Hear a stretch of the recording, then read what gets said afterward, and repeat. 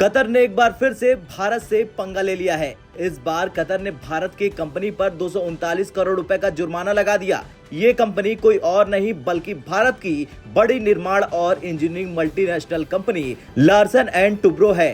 दरअसल कतर के tax officer ने L&T पर भारी जुर्माना लगाया। ये जुर्माना इनकम टैक्स से जुड़े मामले से जुड़ा हुआ है।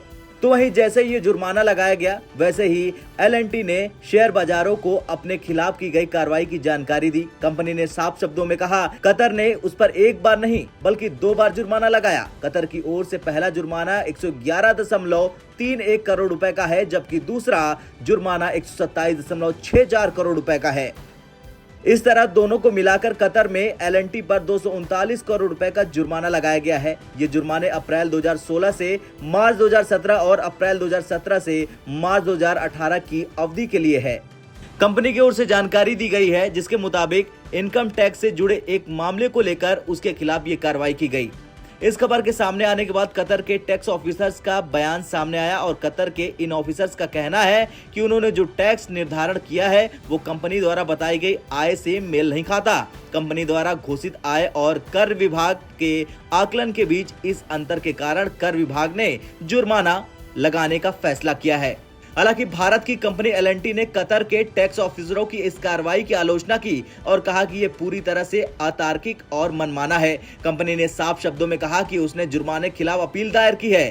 कंपनी के आकलन और कतर में लागू कानूनों के आधार पर कंपनी को भरोसा है कि अपील चरण में फैसला उसके पक्ष में होगा। कंपनी ने इस बात से साफ इनकार किया है कि इस कार्रवाई से उसकी वित्तीय सेहत या परिचालन पर कोई असर पड़ने वाला है। अब अगर L&T की बात करें तो इस कंपनी की गिनती दुनिया की सबसे बड़ी इंजीनियरिंग और कंस्ट्रक्शन कंपनियों में होती है। L&T वर्तमान में भारत और भारत के बाहर दर्जनों परियोजनाओं पर काम कर रही है। सितंबर में खत्म तिमाही के दौरान L&T का कंसोलिडेटेड रेवेन्यू 51,000 करोड़ रुपए से ज्यादा रहा। सितंबर तिमाही के दौरान कंपनी का रेवेन्यू साल दर साल आधार पर 19% बढ़ा था।